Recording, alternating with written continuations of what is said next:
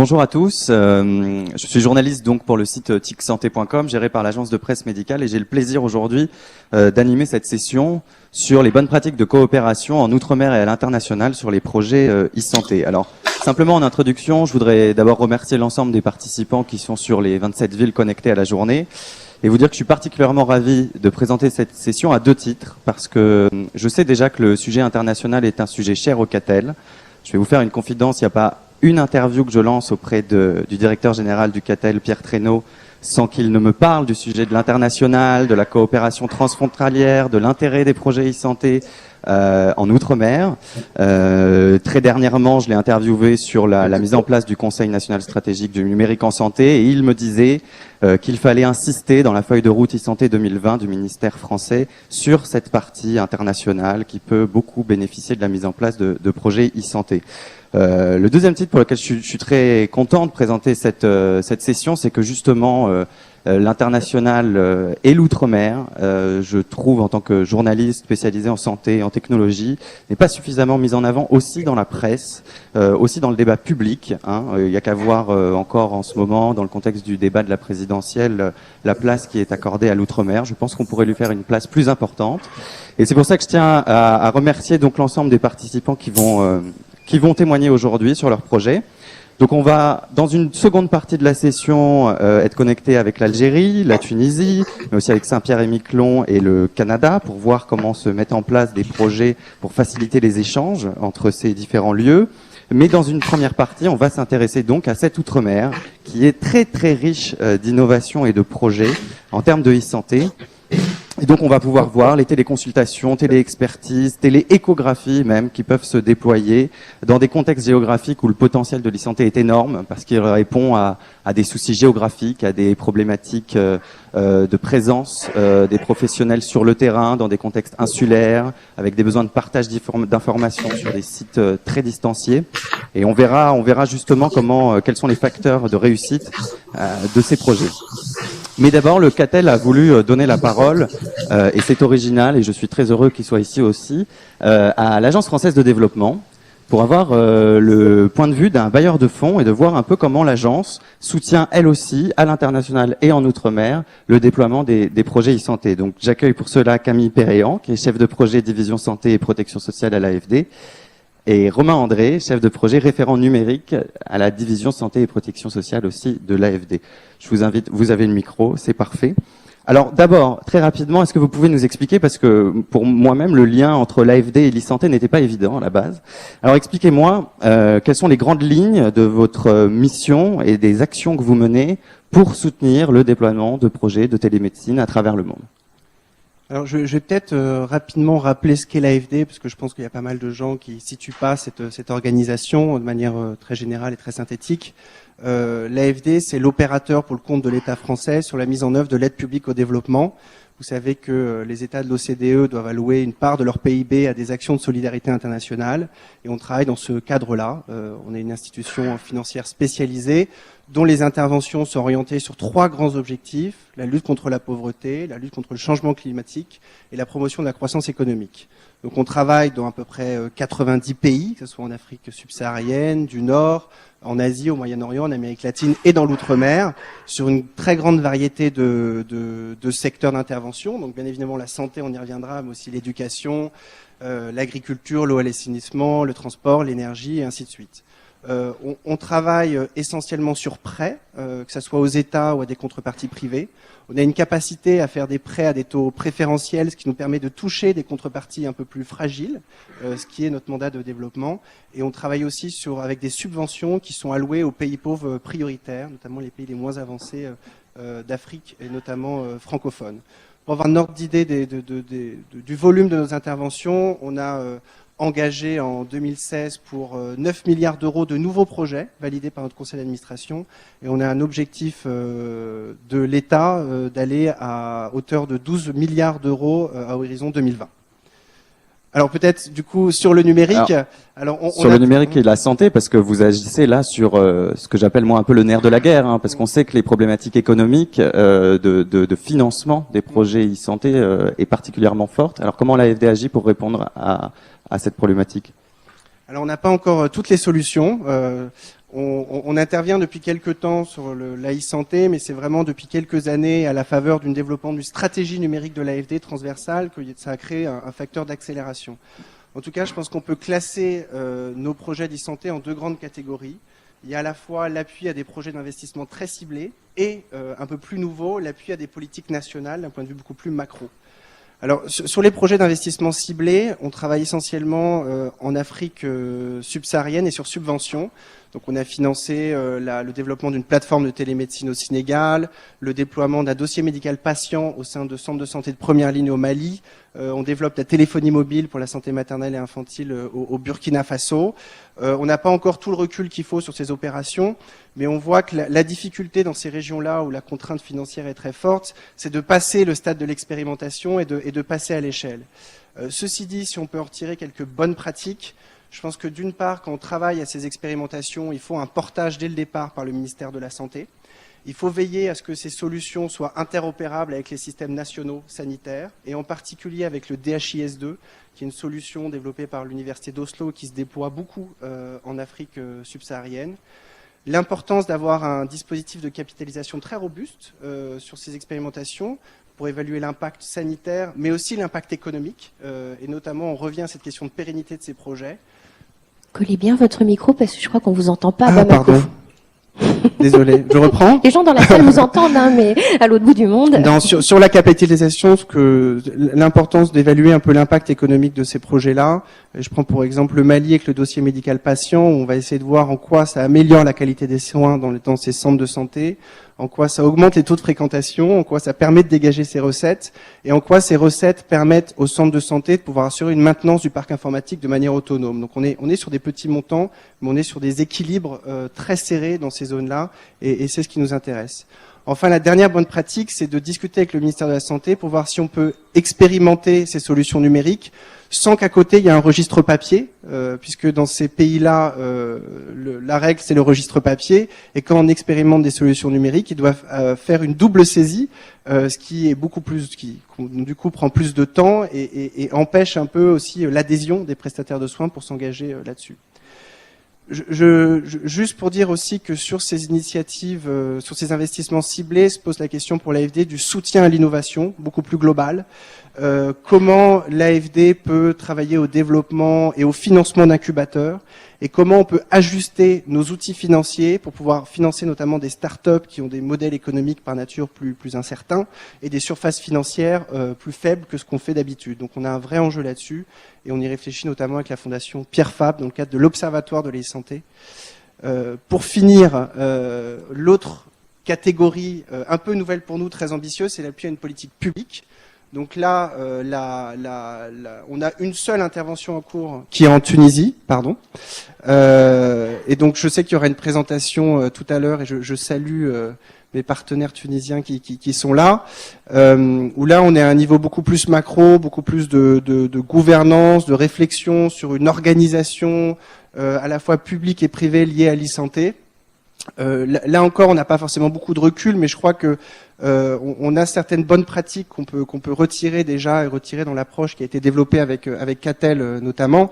C'est d'une part d'inviter le ministère de la Santé de ces pays-là à embarquer avec lui dès le départ des financeurs, le ministère des Finances, l'assurance maladie, mais également le ministère des Technologies qui, dans le cadre du moins de la Tunisie, travaille sur une extension de la couverture réseau, et donc il y a des synergies évidentes à trouver avec le déploiement de la e-santé.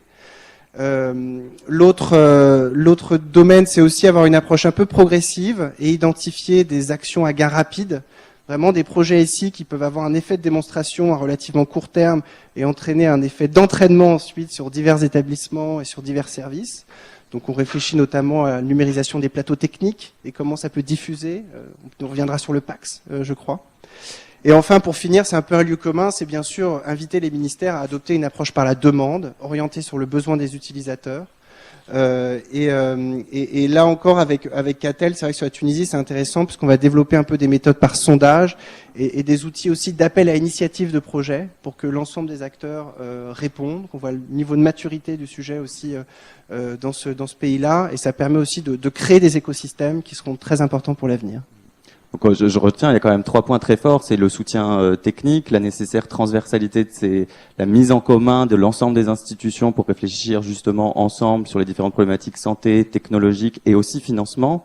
Et c'est aussi intéressant de voir qu'à terme, ça va produire de l'évaluation pour montrer qu'on peut tirer des recettes de ces projets, que l'e-santé c'est un investissement, mais c'est aussi derrière de l'efficacité et des recettes. Ça c'est un message fort, je crois, qui est porté aussi par Catel et qui est très bien illustré par ce que vous dites.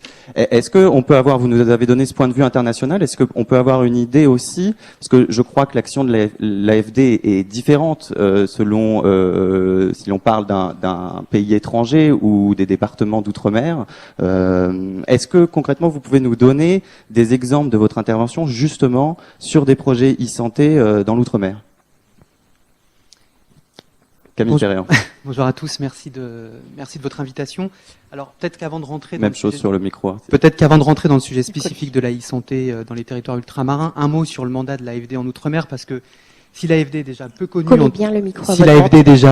en tant qu'agence publique et par ailleurs institution financière, sa mission en outre-mer, je pense, l'est encore moins. Donc aujourd'hui, l'AFD intervient dans les États étrangers, mais elle a également un mandat au sein des territoires ultramarins. C'est aujourd'hui 20% de notre activité globale, avec un mandat un peu historique d'appui au développement à la fois économique, bien sûr, mais social de ces territoires, dans une logique de rattrapage, puisqu'aujourd'hui, quand on regarde la plupart des indicateurs à la fois sanitaires, mais aussi en termes d'équipement, de politique publique, dans le secteur sanitaire par exemple ou médico-social, on sait qu'on a un retard d'investissement par rapport à la métropole. Donc l'AFD s'inscrit aussi dans cette mission d'accompagnement de ces territoires pour le renforcement de leur modèle économique et social de développement.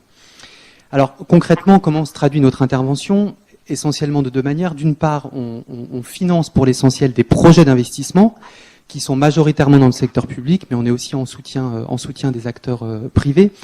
Dans le champ qui nous intéresse aujourd'hui, c'est-à-dire la santé et le médico-social, pour vous donner des exemples très précis, on participe par exemple au financement des grosses opérations d'investissement hospitalière, la construction du plateau technique du CHU de la Martinique, qui est sorti de terre très récemment. On est bien évidemment associé aux discussions sur la reconstruction du CHU de Pointe-à-Pitre. On participe à la reconstruction du centre hospitalier de Saint-Laurent-du-Maroni ou du centre hospitalier de Cayenne. Donc on est vraiment en accompagnement de ces gros projets d'infrastructures publiques dans le domaine de la santé. Et puis on commence également à se développer dans le secteur médico-social, à la fois évidemment sur les questions de dépendance, qui sont aujourd'hui des problématiques essentielles en Martinique et également, enfin en tout cas sur tout le territoire des Antilles. On participe également au renforcement des politiques publiques de prise en charge de l'enfance, etc., etc. Deuxième élément qu'on connaît aussi moins de l'AFD, c'est que on est certes un financeur, et j'ai oublié de préciser qu'on intervient essentiellement en prêt et en prêt préférentiel dans les territoires ultramarins, mais on a aussi la possibilité d'accompagner les décideurs publics dans la mise en œuvre de leur grande stratégie en matière publique. Donc, pour vous donner des exemples précis, on a cofinancé des études et des réflexions portées par l'Agence régionale de santé de Martinique sur le déploiement d'un dispositif d'EHPAD à domicile. On a cofinancé le schéma régional d'organisation sanitaire en Polynésie. On participe aux réflexions sur les perspectives démographiques du territoire guyanais à horizon 20, 25 ou 30 ans et les impacts que ça pourrait avoir sur les politiques publiques. Donc on est vraiment à la fois un financeur de projets d'investissement, mais on est très clairement aussi un acteur des réflexions publiques dans ces territoires-là. Alors je passe à la e-santé, même si c'est très clairement un secteur qui est pour nous tout à fait nouveau dans les territoires ultramarins et qui en même temps rejoint les problématiques qui ont déjà été évoquées par Romain.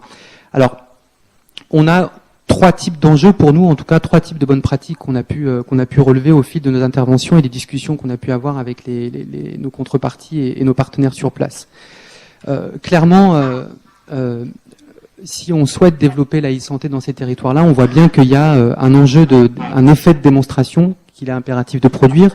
On a participé au financement de la constitution du groupement de coopération sanitaire de Martinique, qui a eu des difficultés dans le déploiement du dossier patient informatisé et qui aujourd'hui a développé en parallèle des projets autour de la dématérialisation des clichés radio via un projet PAX aujourd'hui interrégional, qui travaille aujourd'hui à la numérisation des blocs opératoires, etc. Et dans les discussions qu'on a pu avoir à la fois avec les hospitaliers et avec l'Agence régionale de santé et le groupement de coopération sanitaire, on voit bien qu'il y a un sujet de démonstration pour pouvoir aujourd'hui capitaliser autour de ces projets-là et surtout accompagner avec nous les communautés hospitalières dans le déploiement de ces nouveaux outils.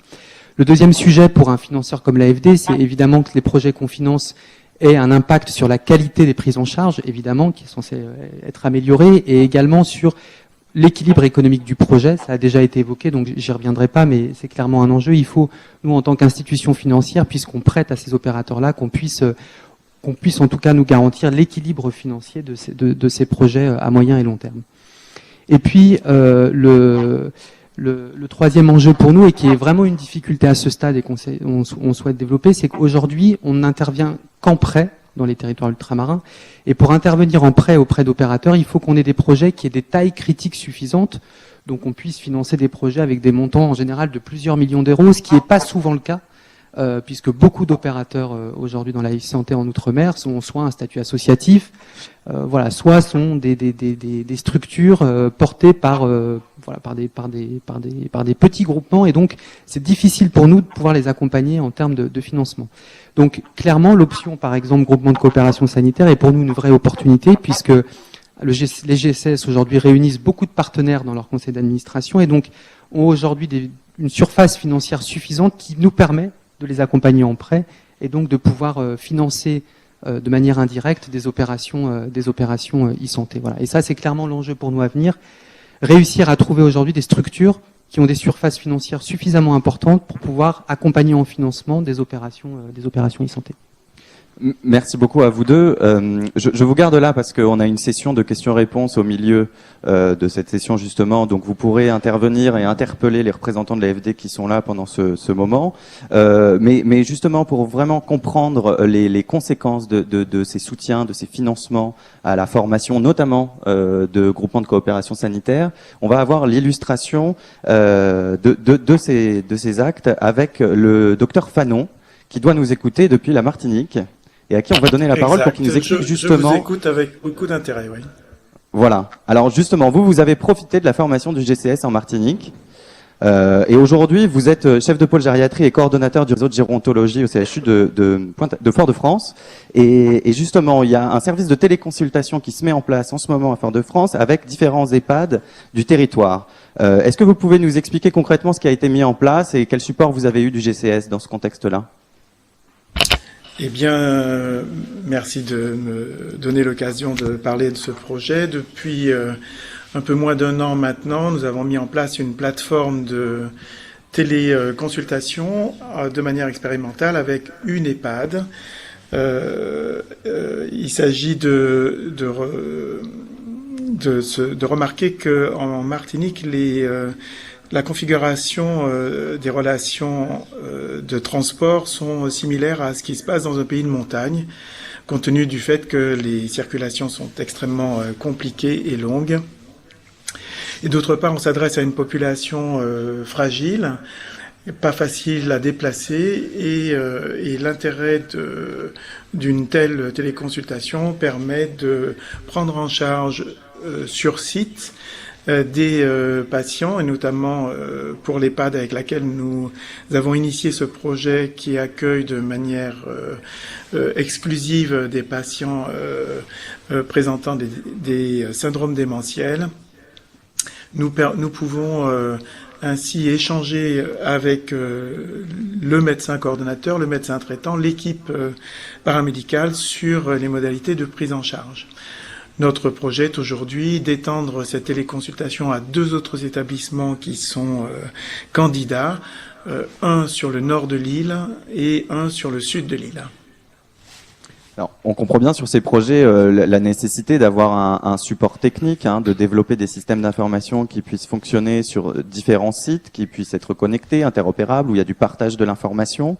Concrètement, vous avez été confronté à des difficultés dans ce projet, notamment pour convaincre l'établissement de développer ces téléconsultations. Comment vous avez réussi à arriver au déclic qui a fait que ça y est, on s'est lancé, on s'est mis sur les rails, on a décidé de lancer ce projet concrètement ?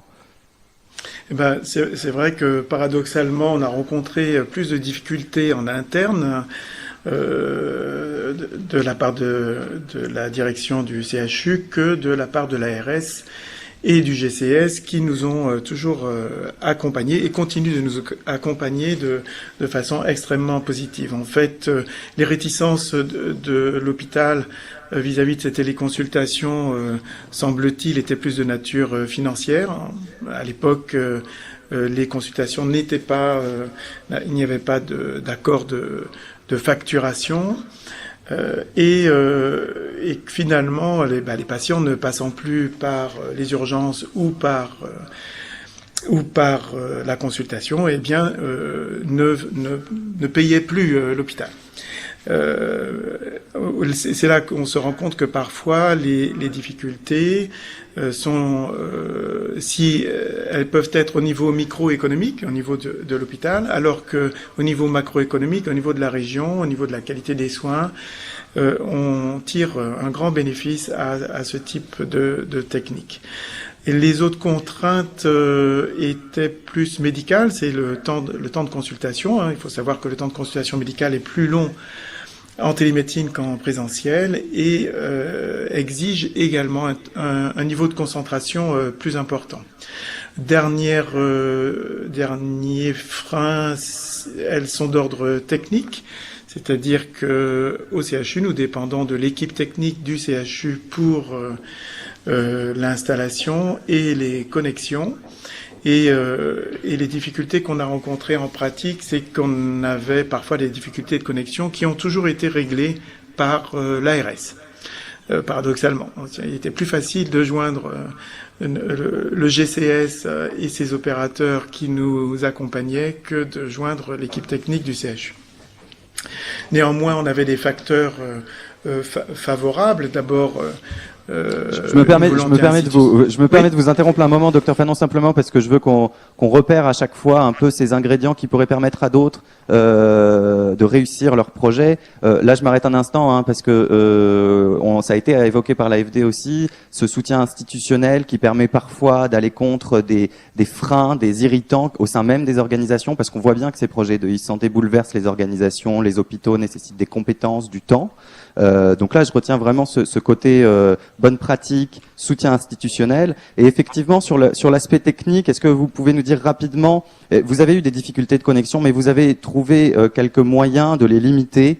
Et en tout cas, vous envisagez aujourd'hui des choses qui pourraient être plus simples d'un point de vue technique pour améliorer la fluidité du parcours, la fluidité de la téléconsultation. Vous m'avez parlé notamment d'une unité de lieu facilitante, de l'impératif de se connecter un peu avant pour parer à tout problème de connexion justement. Et justement sur cet aspect technique, vraiment l'impératif qu'il y a à choisir des solutions qui soient conviviales, faciles d'utilisation pour les médecins, ça aussi c'est un critère qui permet d'accélérer les projets.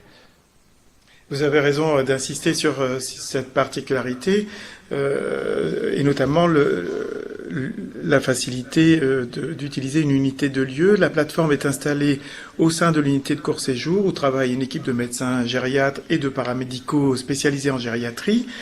Et en fonction des pathologies ou des situations, nous pouvons faire appel immédiatement à un professionnel spécialisé, par exemple une infirmière pour les plaies complexes ou la mise en place ou la manipulation d'un dispositif spécialisé. Sur la prise en charge des troubles du comportement, nous avons dans notre équipe des médecins qui sont plus spécialisés dans ces pratiques.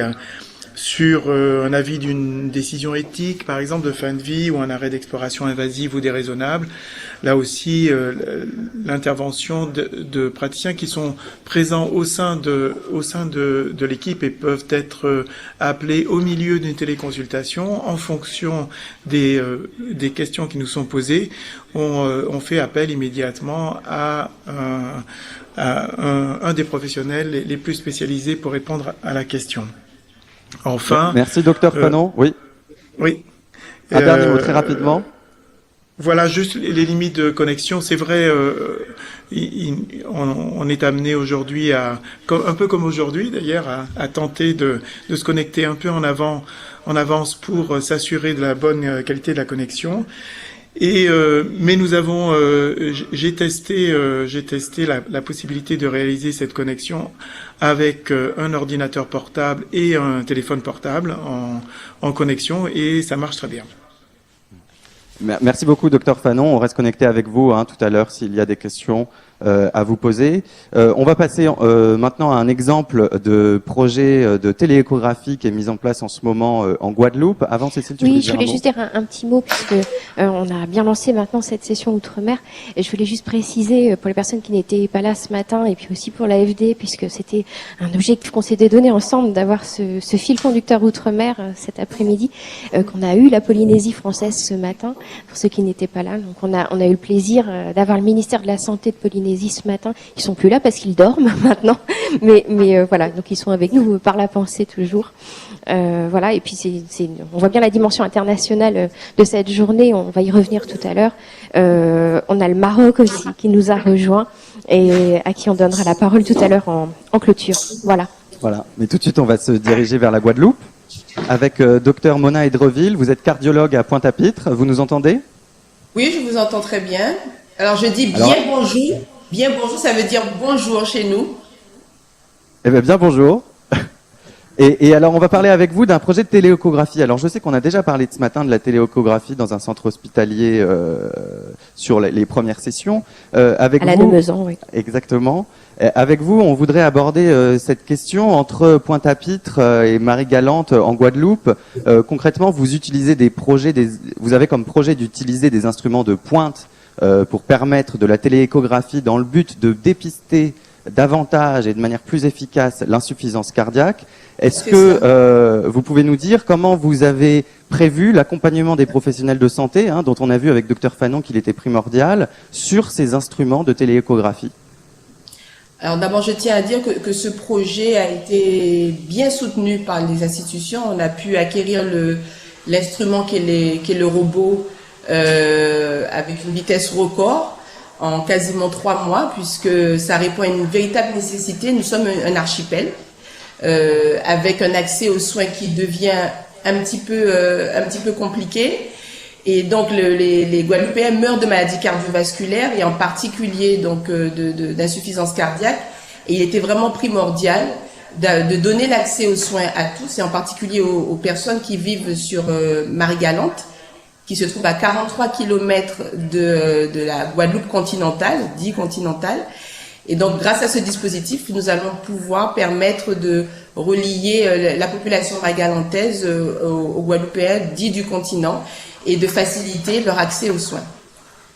Je vous interromps une seconde avant qu'on passe justement à la question de la formation des professionnels que je vous posais. On a une petite vidéo pour notre public à présenter pour qu'on comprenne bien de quoi il s'agit et comment se met en place ce projet de télééchographie. Est-ce qu'on peut nous lancer la vidéo? On va la lancer, juste un petit mot, puisque c'est la spécificité ici, c'est que c'est utilisé en cardiologie, ce qui n'était pas le cas ce matin. Mais néanmoins, l'appareil est le même. Donc voilà, ça illustre ce dont on a parlé aussi ce matin.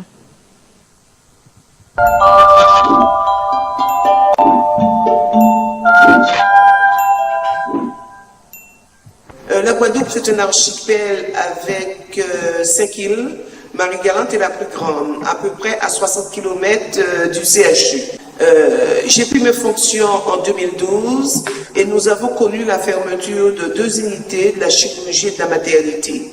Nous gérons une unité de service d'urgence à H24 et nous avons besoin très souvent d'experts et ce que nous ne pouvons pas avoir sur place. Par ailleurs, nous avons énormément de transferts héliportés ou de transferts maritimes quand il faut aller plus loin du diagnostic.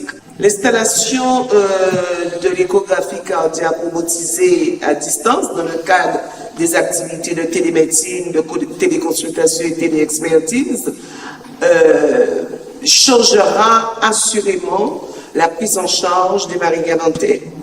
Ce dispositif, pour nous, est la première pierre d'un édifice qu'on pense beaucoup plus ambitieux, puisqu'on souhaite certes couvrir toute la population guadeloupéenne et toutes les îles avec cet équipement, mais on souhaite aussi s'ouvrir sur la Caraïbe, puisqu'on a un CHU avec 450 000 habitants, on est difficilement équilibré financièrement, et on pense qu'en ouvrant nos services, en les proposant aux habitants de la Caraïbe, on devrait d'une part rentabiliser nos CHU et rentabiliser les investissements que nous faisons, mais aussi permettre à ces îles qui nous environnent et qui ont beaucoup moins d'habitants que nous, et donc un système de soins aussi performant que le système français, de bénéficier de l'excellence française en matière de santé.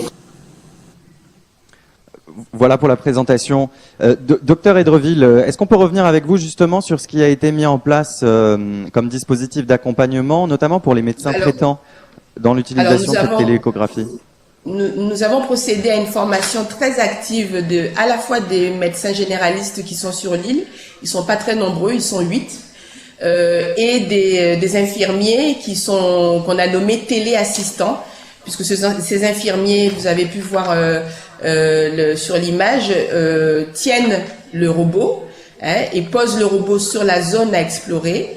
Et donc l'expert qui se trouve donc à 43 km en l'occurrence dans notre cas, réalise l'échographie cardiaque à distance avec l'écran d'échographie digitale. Donc il peut régler l'appareil d'échographie à distance. Il a un joystick en main. Et donc avec ce joystick, il impulse les mouvements au robot, à la sonde d'échographie qui se trouve sur place. Nous avons donc formé les téléassistants à l'échographie et au maintien du robot. Et nous avons formé les médecins généralistes au dossier de télémédecine qui accompagne le processus. Alors justement, je m'arrête sur ce dossier de télémédecine parce que c'est une autre bonne pratique qu'on a identifiée avec Catel sur ce sujet. C'est qu'au-delà du dispositif de télééchographie, derrière, vous mettez en place des outils commun à l'ensemble des professionnels. Et là, on voit bien aussi, encore une fois, comment la technologie avec des outils communs peut faciliter le partage d'informations. Ce dossier de télémédecine, c'était quoi les défis à relever pour le mettre en place et pour l'utiliser? Alors, il fallait réfléchir effectivement sur une fiche de télémédecine synthétique que le médecin généraliste puisse remplir facilement au cours de sa consultation. Donc nous avons réalisé cette fiche dans le cadre de l'étude Terre de Blues que nous allons prochainement mener. Et donc il y a l'identité évidemment du patient, les principaux antécédents, le motif de demande de la consultation, et puis le médecin généraliste via l'espace que nous avons créé avec le GCS e-santé Archipel 97.1. Le médecin généraliste envoie sa demande sur l'espace Coubaril. Et nous avons accès, tous les professionnels, les médecins généralistes, les spécialistes et également les infirmiers à cette plateforme commune qui s'appelle Coubaril et qui permet donc de gérer les demandes et les réponses des spécialistes. Et à nouveau, là, on voit la valeur ajoutée d'un groupement de coopération sanitaire et santé dans tous ces projets. Aujourd'hui, la télééchographie, elle est mise en place donc pour dépister cette insuffisance cardiaque. Est-ce que vous avez déjà anticipé les possibles évolutions de ce projet, notamment le recours à la télééchographie en cas d'urgence? C'est un sujet qu'on a abordé avec vous en préparant cette intervention. Bien sûr. Alors là, nous sommes encore dans une phase test, dans une phase étude, donc avec des patients qui sont encore plutôt programmés, mais bien entendu, il sera question d'inclure des patients urgents, et ça arrive très régulièrement, comme vous l'a dit la directrice Madame Selbonne, la directrice du centre hospitalier de Marie-Galante. Il arrive très souvent qu'on ait besoin de transférer des patients depuis l'hôpital de Marie-Galante jusqu'au CHU pour une urgence. Donc parfois, il n'est pas nécessaire de transférer le patient. Et tout dernièrement d'ailleurs, nous avons géré un patient qui était relativement urgent. Nous avons pu le maintenir sur place grâce à la télééchographie. Nous avons donc dialogué en direct et réalisé l'échographie. Il a pu rester sur place à l'hôpital de Marie-Galante. En revanche, nous l'avons dévié de son projet parce qu'il avait l'intention de partir en France en formation, poursuivre sa formation de menuisier. Et bien entendu, compte tenu de son état cardiaque, il n'était pas question qu'il prenne l'avion. C'est 8 heures de vol quand même. Et donc, voilà, grâce à ce dispositif, nous l'avons traité, nous l'avons laissé sur place et nous l'avons inscrit dans la filière de prise en charge de l'insuffisance cardiaque. Et on voit bien là, encore une fois, hein, l'apport des projets e-santé aussi dans l'orientation du patient, la structuration de son parcours de soins et pour être au plus rapide, au plus efficace. On reste avec vous, docteur Edreville, pour la suite de cette session et d'éventuelles questions, mais je vais faire pivoter le globe terrestre d'un petit demi-tour. Je suis pas forcément sûr de ce que je dis, mais on va aller à la Réunion, en tout cas, pour un projet de téléconsultation et téléexpertise avec Mayotte. Alors là, on est sur la grande région océan Indien, avec des problématiques très fortes en termes d'éloignement géographique. Et on a avec nous de connecter la directrice adjointe du CHU de la Réunion, Martine Béguin, bonjour. Bonjour. Et le docteur Jean-Luc Michel, qui est chirurgien dans ce même CHU. Alors concrètement, vous êtes en phase amont d'un projet de mise en place de procédures de télémédecine entre La Réunion et Mayotte. Est-ce que vous pouvez nous expliquer la genèse de ce projet et où est-ce que vous vous situez aujourd'hui ? Bien, on est en phase évidemment de pré-projet, là en phase de co-construction de ce projet. Donc dans un contexte un petit peu particulier, puisque c'est une télémédecine entre deux îles qui sont distantes de 1400 km. Même Mayotte et La Réunion font partie, enfin les hôpitaux publics font partie du même groupement hospitalier de territoire qui est le GHT Océan Indien, mais quand même qui est un GHT très atypique parce qu'avec quand même une distance très importante entre les différents établissements. Donc ce qui nous a amené à concevoir ce projet, c'est d'une part que Mayotte a a deux caractéristiques principales, on veut dire. Une démographie exponentielle puisque chaque année l'année dernière est né 9000 enfants, plus de 9000 enfants, c'est-à-dire une classe chaque jour, ce qui est quand même assez considérable. Mamoudzou étant la première maternité de France. D'Europe.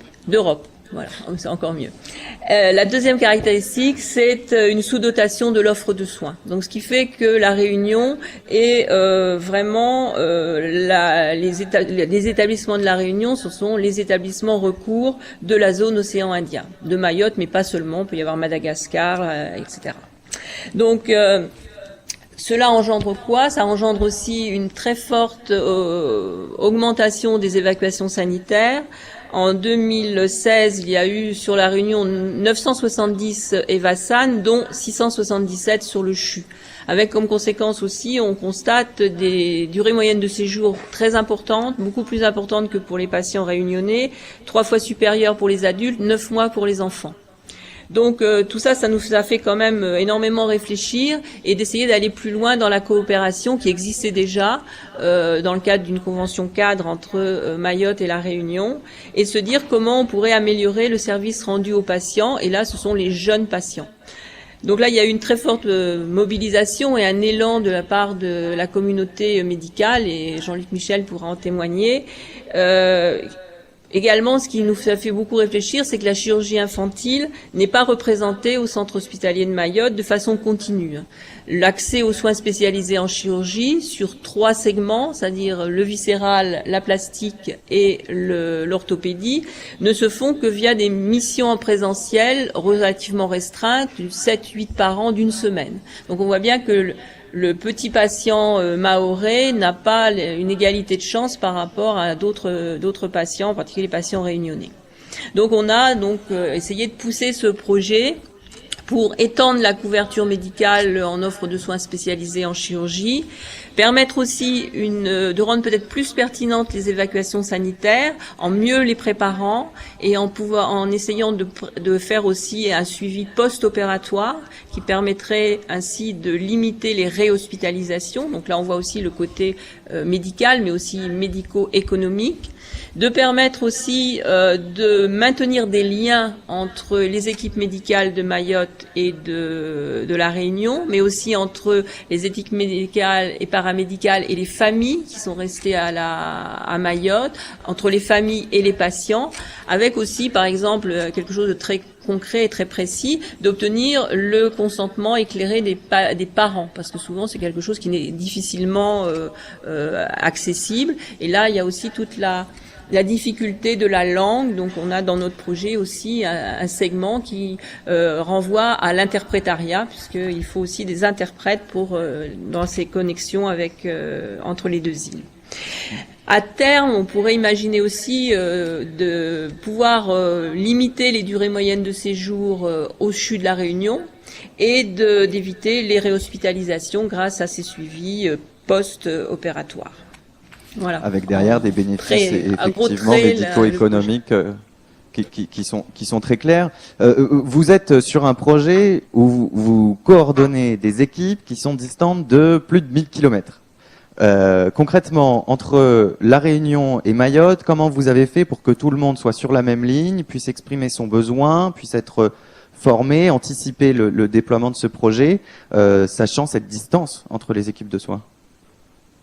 Oui, enfin, grâce quand même à la visioconférence, on voit bien que les distances sont quand même un peu annihilées. Enfin, c'est vrai qu'il a fallu travailler en co-construction et nous sommes déplacés. Aussi bien les équipes de Mayotte sont venues à la Réunion et vice versa. Donc ça, c'était vraiment des relations en présentiel, physique. On a aussi beaucoup travaillé en visioconférence avec l'aide du GCS e-santé Thésis, qui est notre GCS local. On a aussi travaillé là, ma collègue Émilie Lanclume qui est présente, nous sommes les référents télémédecine sur le CHU, donc on s'est aussi beaucoup investi dans ce travail. Et on a aussi la chance d'avoir un correspondant qui est le DSIO du CH de Mayotte, qui est très investi aussi et qui nous a particulièrement aidés. Et enfin, on a, grâce à l'ARS, on peut le dire, qui a financé un poste de chargé de mission qui travaille pour le CH de Mayotte, mais qui aussi s'est beaucoup investi dans ce travail de conception du projet. Un triptyque de bonnes pratiques là, hein. Coordination, soutien institutionnel, mise en place de programmes partagés entre les équipes de soins, implication du responsable informatique de Mayotte, hein, j'entends ce que vous dites. D'ailleurs, sur ce point de vue technique, on se rend compte que finalement, il y a assez peu d'obstacles technologiques au déploiement de ces projets. Les problématiques, elles sont surtout organisationnelles, on vous entend en parler. Je crois qu'on peut sans doute bénéficier de l'éclairage du docteur Michel là-dessus, sur justement l'implication des équipes médicales et ce qu'elles ont apporté et comment aussi on a été à leur écoute dans la phase amont de ce projet. Oui, alors par rapport à votre question précédente, le lien il est d'autant plus facile que chaque semaine on opère plusieurs enfants qui viennent de Mayotte. C'est-à-dire que implicitement, en rapport avec cette prise en charge, on communique avec nos collègues de Mayotte quasiment tous les jours. Donc, construire un projet avec des gens avec qui vous communiquez tous les jours, c'est pas compliqué. Moi, ça fait plusieurs années que je vais plusieurs semaines par an à Mayotte. Donc, on se connaît tous, les collègues. Et ce projet, évidemment, il nous tient à cœur. Hein. Et en chirurgie infantile, je dirais, c'est une valeur encore plus d'exemple, parce que nous, nos petits patients, on va les suivre pendant des années. Et la prise en charge ponctuelle n'a aucun sens si on ne l'accompagne pas d'un suivi. Une malformation qu'on opère à la naissance, elle n'a aucun sens si on ne suit pas toute l'évolution et la croissance de l'enfant. On a des règles de bonne pratique sur la prise en charge des maladies rares en France qui nous obligent, si on veut les suivre ces bonnes pratiques, à faire des parcours de soins et à les suivre, et ce qui nous contraint à revoir les patients très souvent. Cette contrainte, elle a un sens dans la qualité, et la télémédecine, ça nous permettra de suivre ces patients. On a évalué à peu près le défaut de consultation pour la population mahoraise en chirurgie infantile, c'est à peu près 6900 consultations par an. Donc notre défi, c'est d'arriver à les faire. Évidemment, on ne va pas y arriver du jour au lendemain, mais voilà ce vers quoi on tend. Et ce qui donne la force de notre projet, évidemment, c'est le besoin. Alors justement, on parle de la force de ces projets, notamment en termes d'évacuation sanitaire, parce qu'on peut éviter des coûts importants liés à ces transferts sanitaires. Mais justement, autant Martine Béguin que je crois Dr Michel, vous avez mis en avant aussi l'intérêt de trouver des objectifs au-delà du purement économique, financier. Vous m'avez parlé d'objectifs plus qualitatifs. Aujourd'hui, comment on peut mesurer l'apport de ces projets, ce qui peut permettre ensuite d'être un argument pour militer pour leur déploiement et leur financement? Ce qu'on peut dire d'abord, c'est que souvent on nous objecte, et ça c'est ce que objecte la RS, c'est d'être financièrement viable, c'est un peu ce qu'a dit tout à l'heure l'intervenant aussi de l'AFD, d'emblée. Bon, ça je pense que c'est absolument illusoire, on peut pas, surtout sur le projet d'envergure qu'on veut construire entre Mayotte et la Réunion, c'est absolument pas possible, puisque là on part pratiquement de rien, il n'y a pas d'offre de soins et qu'on vraiment on doit tout construire. Donc il faut quand même laisser un peu du temps au temps et nous laisser quand même la possibilité de prouver le service médical rendu. Alors bien sûr, on est tout à fait d'accord de s'engager sur des logiques de contractualisation, par exemple en termes de volume d'actes réalisés, peut-être en termes aussi de diminution dilution, sur des indicateurs de dilution de DMS ou de nombre d'évacuations sanitaires, mais d'emblée nous demander d'être rentable, ça me paraît quand même très très difficile. Ce que je peux ajouter aussi, c'est qu'on n'a pas tellement de difficultés à obtenir des crédits pour l'investissement. Alors par contre, sur le volet fonctionnement, là, ça devient très très compliqué. Et nous avons besoin absolument d'avoir des ressources médicales et paramédicales pour faire fonctionner aussi ce projet. Il faut des équipes de coordination, il faut du temps médical supplémentaire. Et c'est ça qui est très difficile à obtenir. Mais sans cela, je veux dire que c'est un projet qui sera très difficilement viable. Je pense que ce que vous dites résonne beaucoup avec l'ensemble des villes qui sont connectées, hein, parce que c'est vraiment des sujets, des obstacles qu'on rencontre beaucoup sur ces projets e-santé. Vous restez avec nous, je vais laisser la parole à Cécile qui va démarrer cette première séquence de questions-réponses. Oui, alors continuez bien à poser les questions donc sur le site internet. J'ai une question qui s'adresse à l'AFD. Peut-être à Romain André. C'est une question qui vient d'Orléans. On nous demande s'il n'est pas utopique d'imaginer une installation de la e-santé dans les territoires où les moyens de ces établissements sont déjà très limités. Il cite par exemple la Guyane.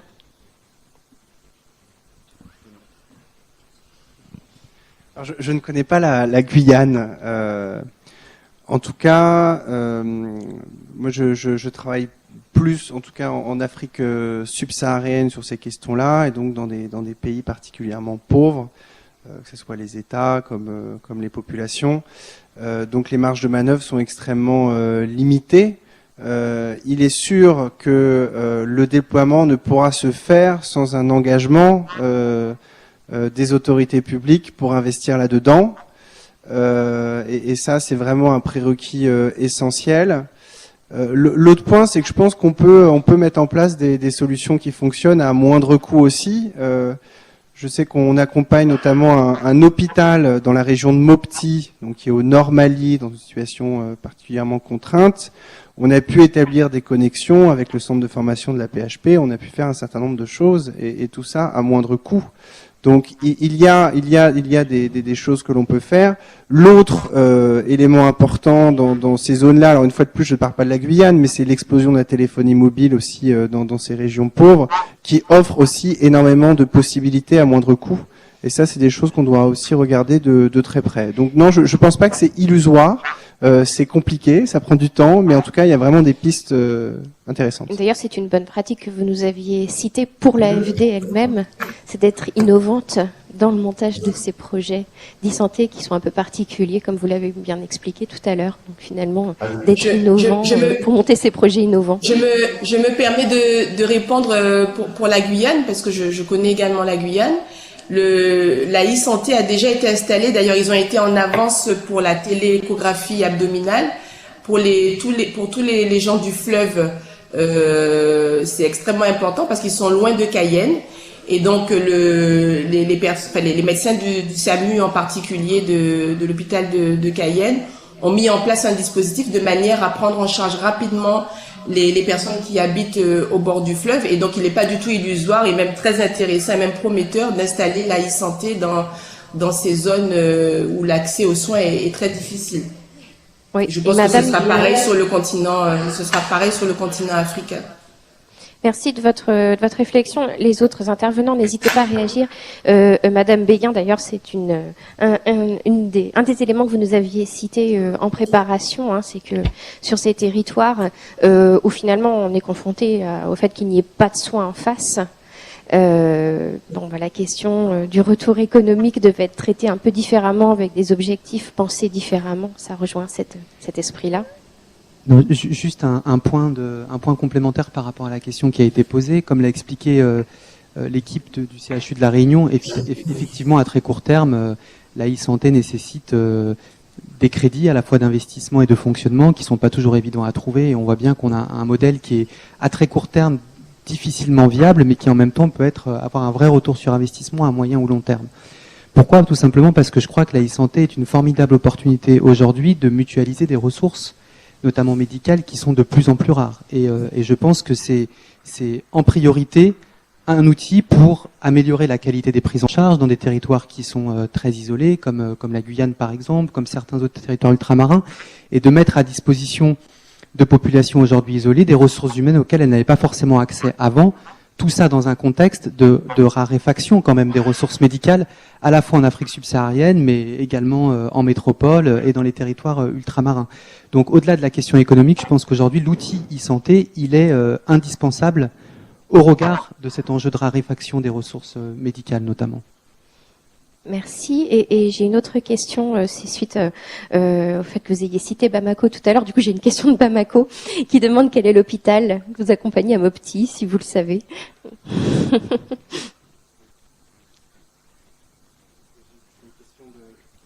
Team. Mais l'hôpital avec lequel il y a eu des connexions pour le moment qui ont montré que ça fonctionnait.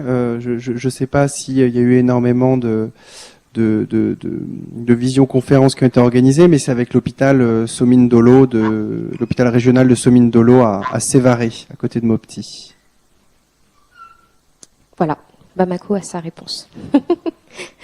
Je vous propose qu'on passe au second temps. Si vous avez des questions qui vous viennent après coup sur l'outre-mer, on pourra les poser en fin de session.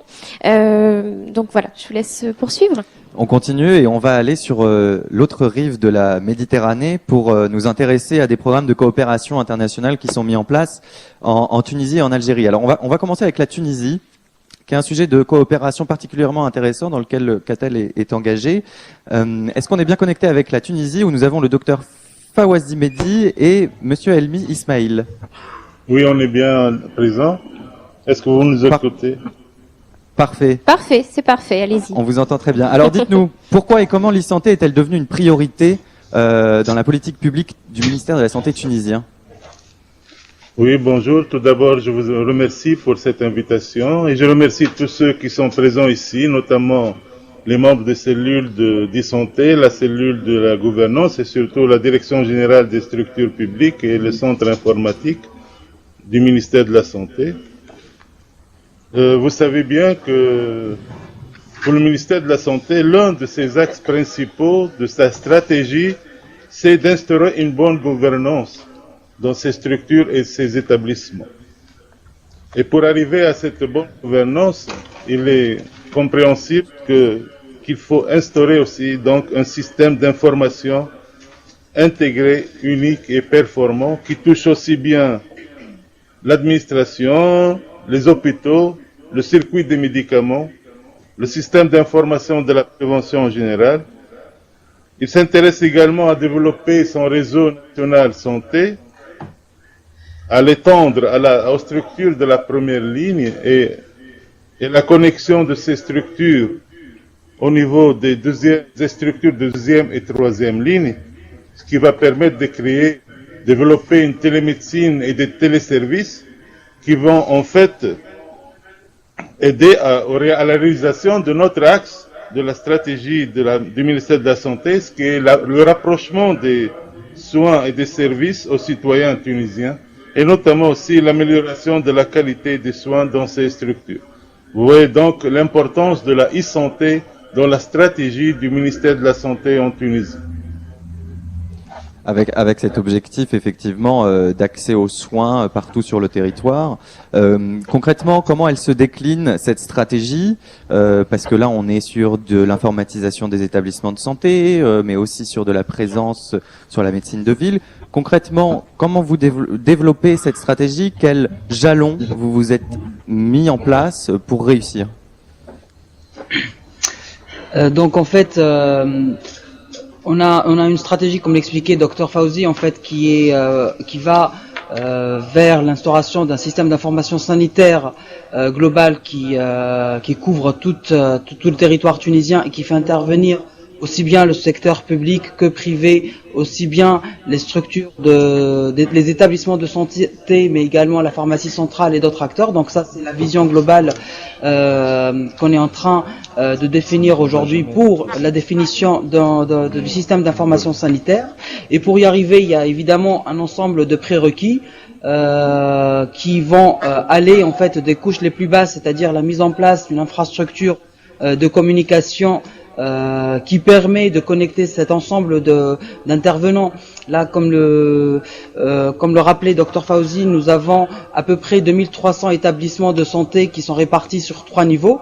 Donc une première, une deuxième et troisième ligne pour aller au plus proche d'un côté du patient et de l'autre côté vers des centres de soins qui vont être spécialisés. Et il faut être en mesure en fait, de pouvoir les interconnecter avec un réseau qui permet la fluidité de la donnée et la fluidité du transfert de la donnée depuis la première ligne jusqu'à la troisième en accompagnement du circuit du patient. Donc ça c'est un premier travail d'appui à la consolidation du réseau national de santé. Une couche au-dessus, ça va être la mise en place des systèmes d'information hospitaliers qui vont être robustes et qui vont permettre de créer des données à la fois fiables, sécurisées et actualisées. Et donc pour cela, nous nous appuyons sur le partenariat que la République tunisienne a mis en place avec l'AFD et dans lequel le CATEL nous accompagne pour l'appui au déploiement de projets prioritaires. Donc il y a parmi les projets prioritaires, il y a la notion du dossier médical informatisé intra-hospitalier qui va permettre à la fois de regrouper les données sur le patient à travers on va dire le parcours du patient dans l'hôpital, mais qui va également accompagner les établissements de santé en fait à sur l'aspect par exemple médico-économique, à mieux connaître les coûts des opérations ou des interventions ou des prises en charge dans un but d'une meilleure gestion financière des établissements de santé. Donc ça c'est concernant le dossier médical informatisé. Nous travaillons également sur la mise en place de solutions qui vont permettre la maîtrise du circuit du médicament, intra-hospitalière également.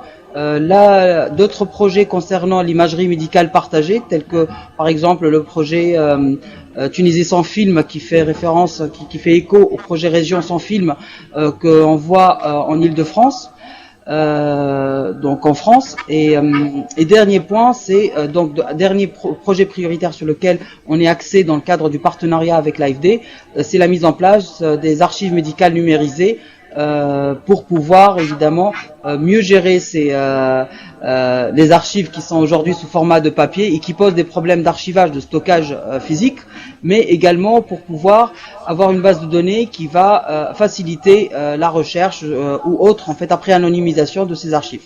Sur la mise en place de tous ces outils, c'est intéressant de noter que vous mettez en avant là des bonnes pratiques aussi souhaitées par CATEL, à savoir notamment collaborer, coopérer, c'est le sujet de cette session à l'international avec des gens qui ont pu mettre en place ce type de projet. On le voit très bien avec l'exemple de Région sans film que vous donniez, mais aussi du coup d'aller vers l'accompagnement des structures, de mettre à disposition des outils et de travailler sur le déploiement progressif et l'usage aussi, parce qu'il ne suffit pas de mettre en place des outils, mais il faut les utiliser.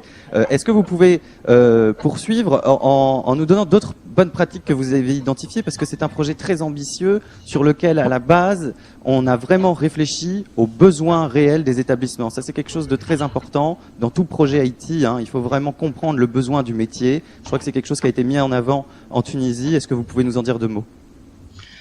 Juste pour continuer par rapport en fait au cadre du partenariat avec l'AFD, en fait il y a un axe qui est un axe axé sur la mise en place d'une dynamique e-santé collaborative qui fait intervenir l'ensemble des intervenants autour de la e-santé, autour d'un projet e-santé. Donc aujourd'hui, on est en train de réfléchir en fait à la mise en place, par exemple, de plateformes qui va permettre de fluidifier l'information sur les projets de manière générale, sur la vision globale, et de manière à créer une dynamique nationale où l'ensemble des acteurs peuvent s'inscrire autour de cette dynamique. Donc la plateforme en est un moyen. Donc ça c'est quelque chose sur lequel on est en train de travailler clairement puisqu'on est convaincu qu'il faut une approche collaborative pour réussir les projets de e-santé qui sont des projets plutôt complexes. Donc ça, c'est une première bonne pratique que nous retenons de ce programme. Et en fait, c'est un des points qu'on a également échangé, sur lesquels on a échangé avec le CATEL et avec les experts français qui ont intervenu dans le cadre de ce partenariat. Donc ça, c'est un premier point. Le deuxième point qu'on a retenu, c'est que les projets de e-santé qui sont aujourd'hui gérés effectivement par le ministère de la Santé, qu'il est très très important de les inscrire dans un programme plutôt national en fait, qui dépasse le périmètre du ministère de la Santé, puisque on voit très très bien que la e-santé, c'est en fait un lieu de rencontre entre les nouvelles technologies, des affaires, des préoccupations d'ordre plutôt de prise en charge des patients et qui sont du ressort des ministères des Affaires sociales, et également des projets qui demandent des finances. Donc, comme le rappelait Romain, en fait, Romain André, ça fait intervenir le ministère des Finances. Donc, on a des approches qui vont être interministérielles, et pour pouvoir réussir en fait ce lien et cette approche interministérielle, l'initiative et l'idée, c'était de pouvoir porter les programmes de e-santé vers un niveau plutôt national et de les inscrire dans le plan national stratégique de Tunisie 2020 par exemple. Donc ça, c'est une deuxième bonne pratique que nous retenons, donc l'approche interministérielle. Nous sommes également conscients que ce sont des projets en fait qui introduisent une nouvelle culture en fait, parce que la culture du numérique dans la santé, c'est quelque chose qui est quand même nouveau, même si en fait les approches et les initiatives datent depuis un moment, mais elles sont pas généralisées. Donc il faudrait instaurer et généraliser cette culture du numérique dans la santé. Et donc pour arriver à ce but de généralisation, notre approche, elle est progressive, commençant par l'identification de sites pilotes qui sont demandeurs, sur lesquels... Oui, vous aviez cité 2 à 3 grands hôpitaux, je crois, qui en avaient fait la demande, et vous allez prioriser. Donc il y a eu en fait des projets dans le passé dans lesquels il y a eu déjà on va dire qu'on a considéré des projets pilotes qui datent depuis une dizaine d'années, et aujourd'hui dans la généralisation, on va un peu plus donc on va dépasser les 1 ou 2 sites, on va vers plutôt un lot d'une trentaine d'établissements qui vont, donc c'est des grosses structures en fait, hein, donc on parle de CHU et d'hôpitaux régionaux qu'il faudrait accompagner dans leur projet d'informatisation de leur système d'information, et qui vont entraîner l'ensemble des autres établissements du territoire tunisien.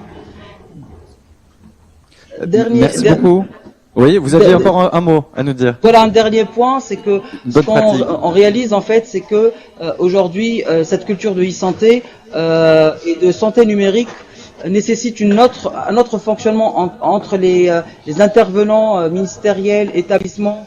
Le centre informatique qui nous sert aujourd'hui comme centre de développement informatique, c'est la mise en place d'une nouvelle gouvernance liée vraiment purement au système d'information sanitaire, et qui permet en fait d'accélérer le déploiement des projets de santé numérique sur le territoire tunisien, qui va également donner les moyens aux structures moyens financiers, humains, pour pouvoir être capable de rentrer dans cette nouvelle ère du numérique dans la santé. Voilà. D'autant qu'elles sont délocalisées, je crois, dans un contexte d'ailleurs de délocalisation dans votre pays. Elles sont délocalisées, ces agences. C'est ça?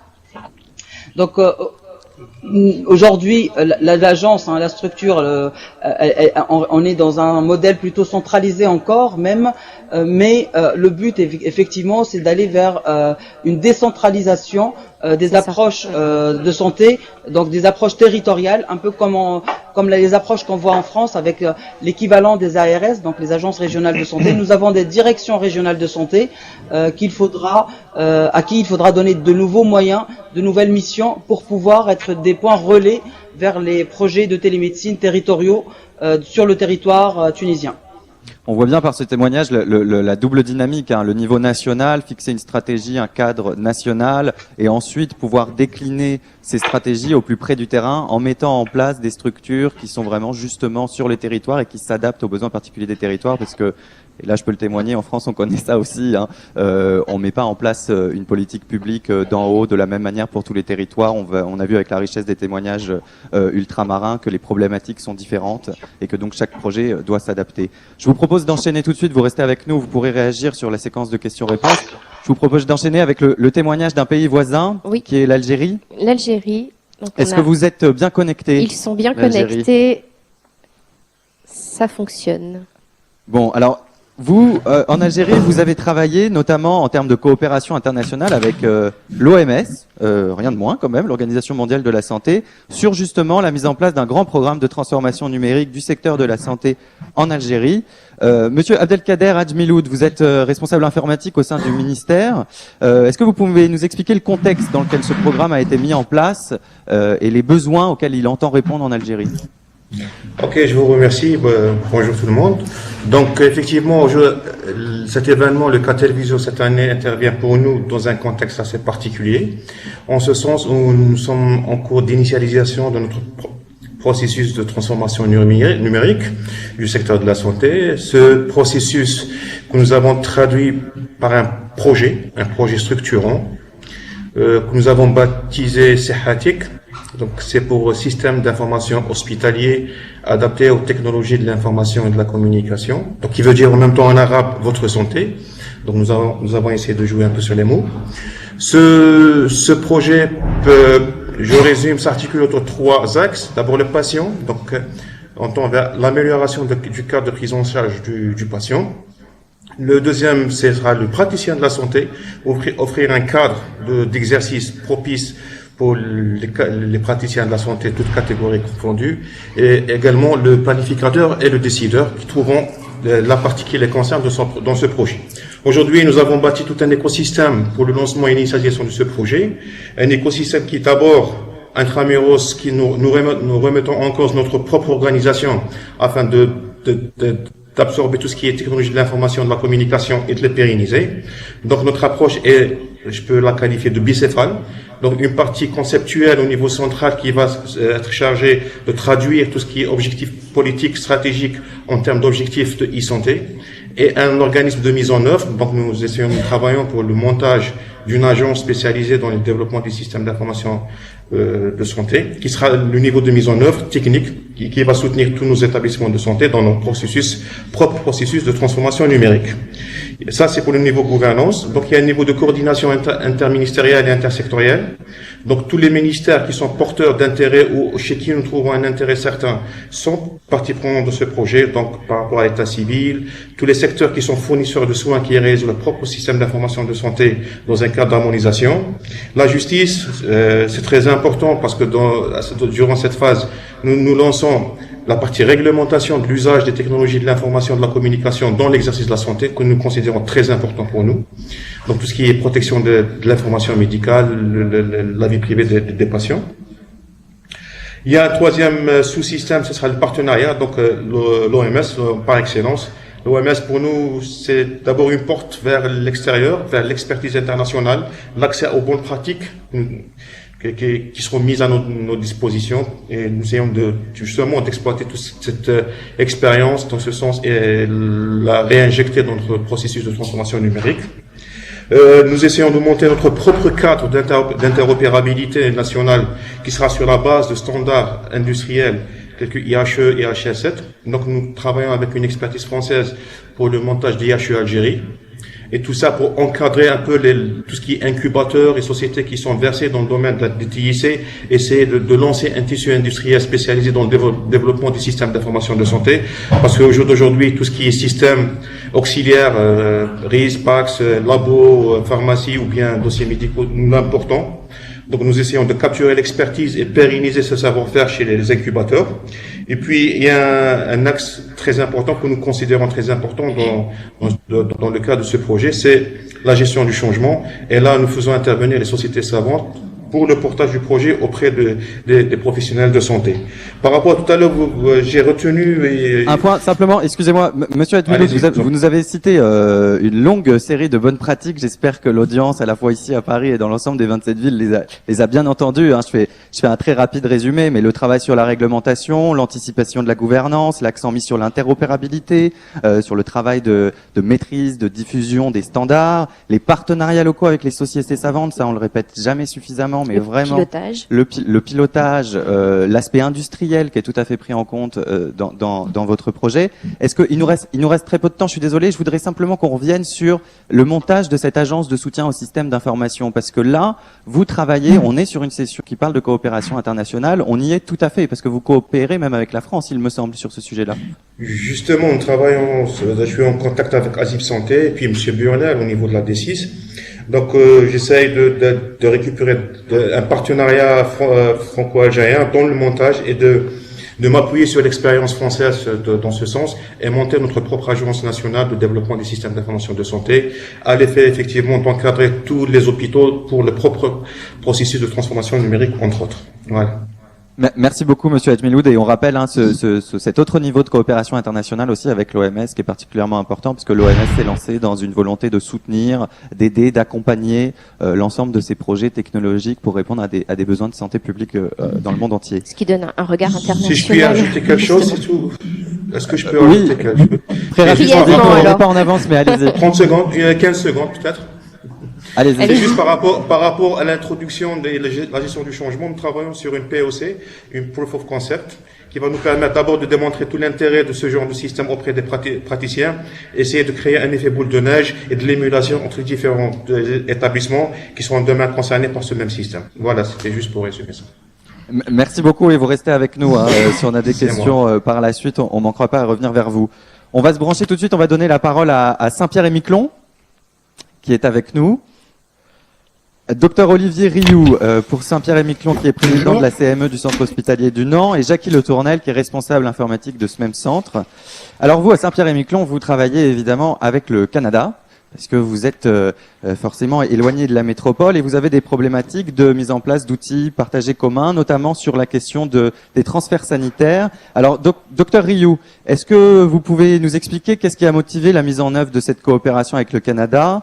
Et je crois que vous travaillez au développement d'une application. Est-ce que vous pouvez nous en dire plus pour assurer une meilleure gestion justement des évacuations sanitaires?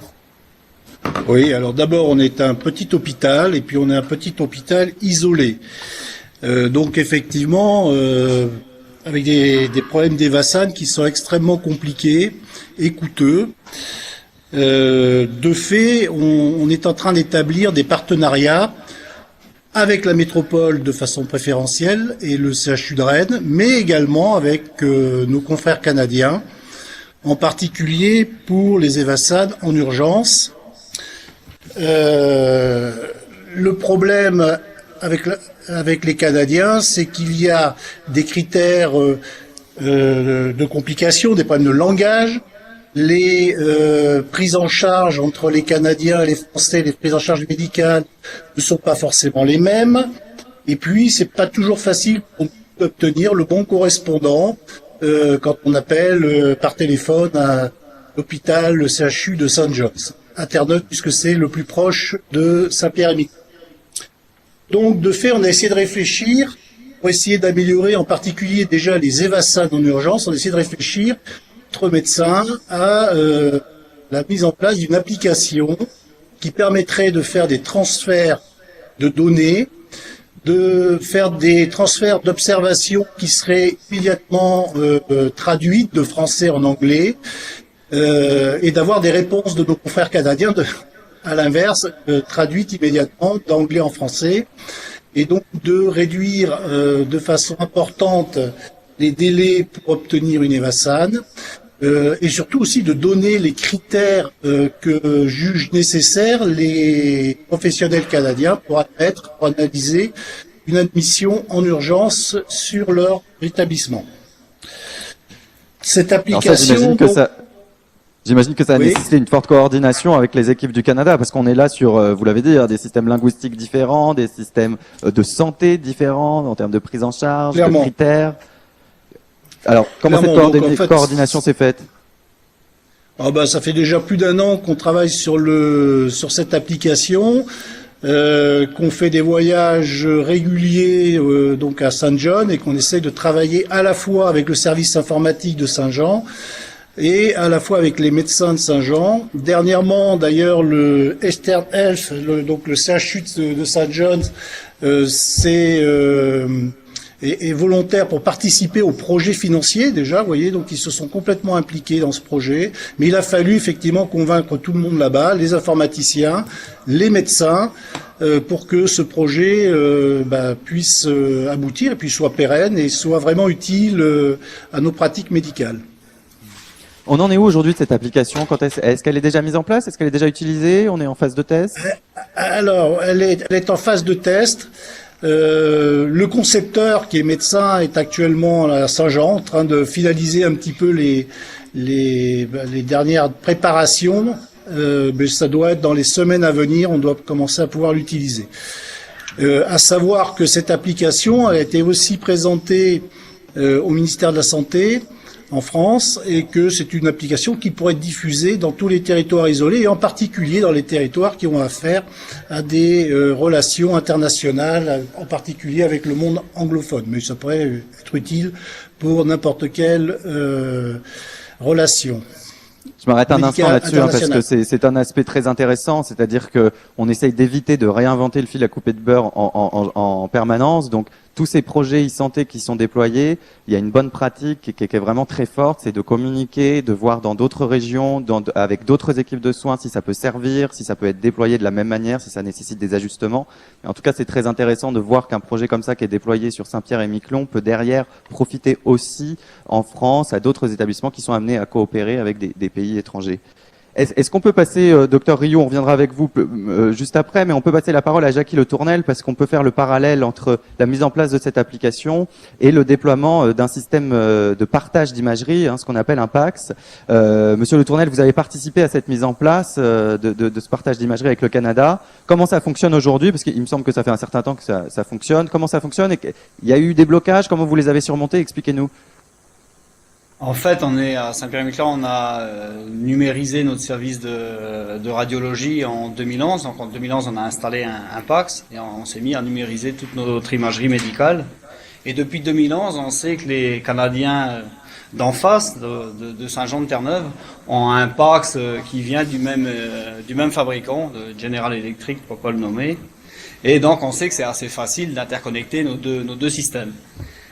Il y en avait pour, je dirais, 2 grosses journées de travail entre l'établissement d'une connexion sécurisée entre les deux hôpitaux et puis après une liaison entre les deux PACS, quoi. Et ça a mis 5 ans à se faire.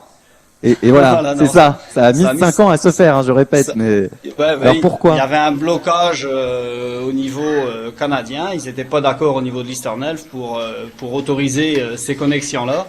Et il y a des réunions de coopération régionale qui se font régulièrement, c'est annuel je crois, et apparemment le déblocage serait venu de là après plusieurs relances de la part des Saint-Pierrais à l'occasion de ces réunions-là. Le blocage a fini par se lever et puis on nous a autorisé à connecter. Donc 5 ans pour réaliser 2 journées de travail pour interconnecter ces 2 outils.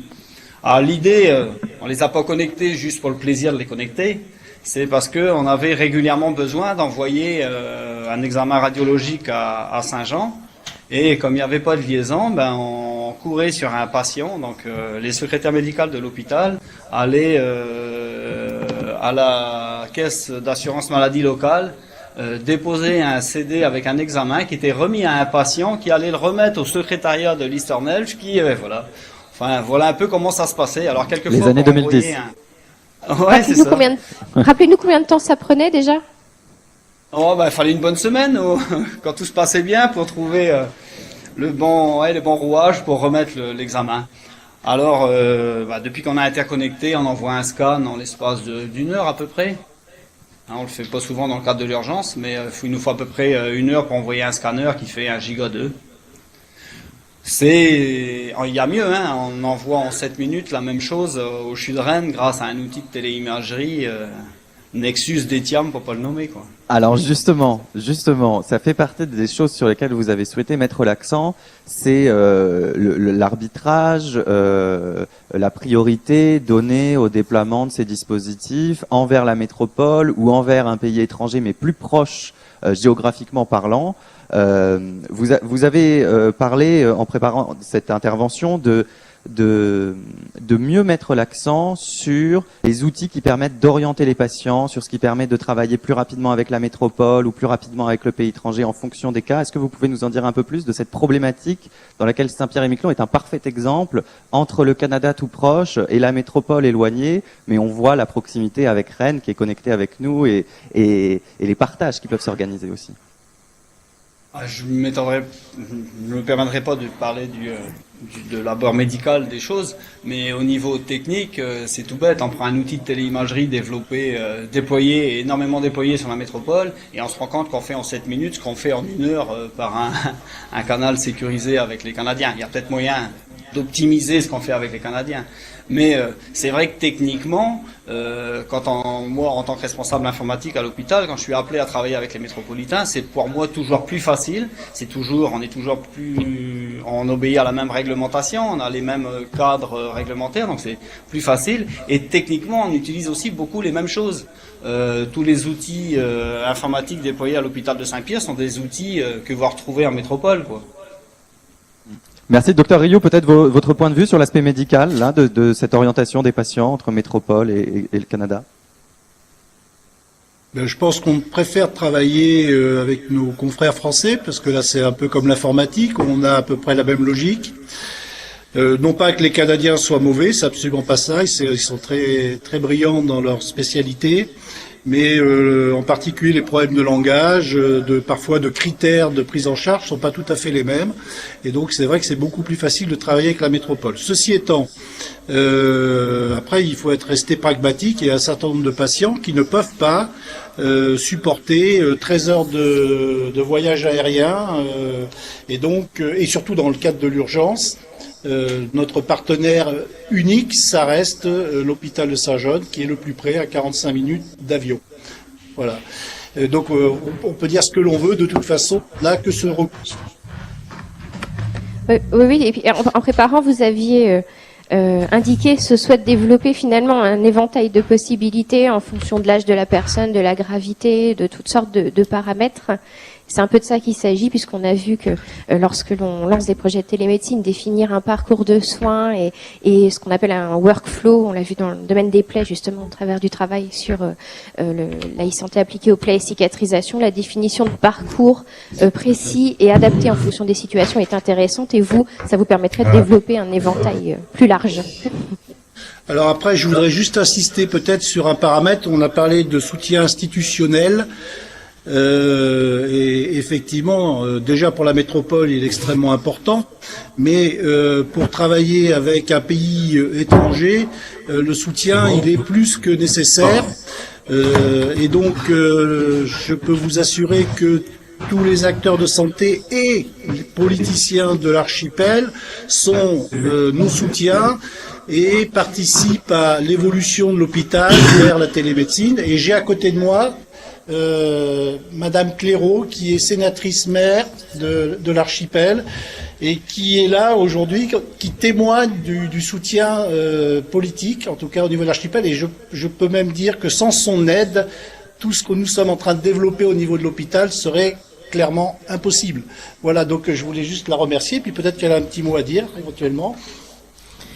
Simplement dire que ça permet à cet archipel, qui est quand même très éloigné de l'archipel, avec une petite population, de se rapprocher et d'arriver à, on l'espère en tout cas, à une équité de traitement, parce que c'est essentiel pour notre population. C'est aussi remettre le patient au cœur vraiment de la problématique, lui permettre d'être à Saint-Pierre-et-Miquelon dans les meilleures conditions possibles, près de sa famille, pour recevoir tous les soins dont il a besoin. Et ça, c'est un confort qui est absolument extraordinaire.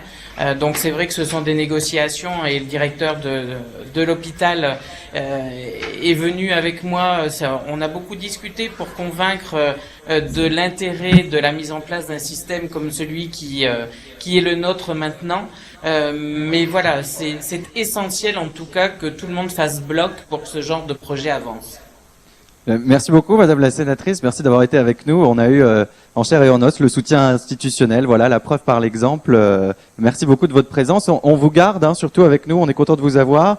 Mais on va passer au dernier témoignage de cette session sur la coopération à l'international. Alors le lien n'est pas évident, mais on va voir comment il se fait quand même. Avec vous, Christophe Jamin. Vous êtes directeur scientifique chez Unicancer et vous allez nous parler de la plateforme Consort, qui est une plateforme qui permet de mutualiser les données de l'ensemble des centres de lutte contre le cancer en France. Il me semble qu'on a une petite vidéo à présenter, très courte, d'1 minute 20, simplement pour se rappeler ce qu'est Consort, et puis on enchaînera avec vous juste après.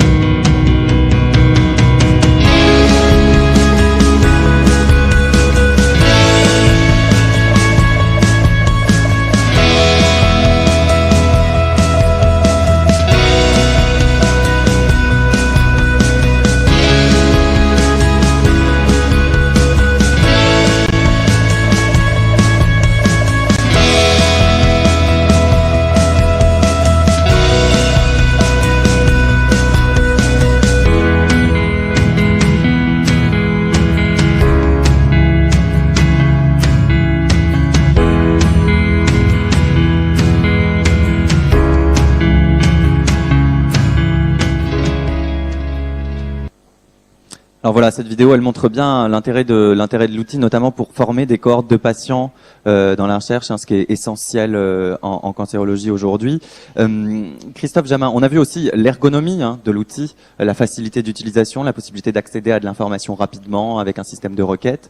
Alors, je voudrais revenir encore une fois à la genèse de ce projet parce que c'est très intéressant. On est sur un projet français entre les centres de lutte contre le cancer français pour mettre en commun les données qui sont générées par l'ensemble de ces centres. Mais l'origine de ce projet, il y avait déjà eu quelque chose à l'étranger, on va dire. Expliquez-nous. Donc bonjour à tous, merci pour l'invitation.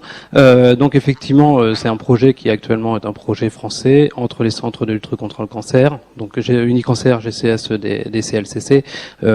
Effectivement, l'informatisation des dossiers patients est quelque chose qui était généralisé dans les CLCC. Par contre, se posait la problématique d'accès à des données qui étaient très hétérogènes et dans des silos qui ne communiquaient pas. Après, la recherche en cancérologie, même si on a fait un projet qui est français pour l'instant, est un objectif de déploiement au niveau international. Et il existait déjà des projets au niveau international, et entre autres un en particulier qui était le CABIG aux États-Unis à une époque. CABIG qui a été abandonné depuis, mais qui était déjà cet objectif de pouvoir avoir un outil, enfin des outils pour pouvoir rendre interopérables des différentes sources de données.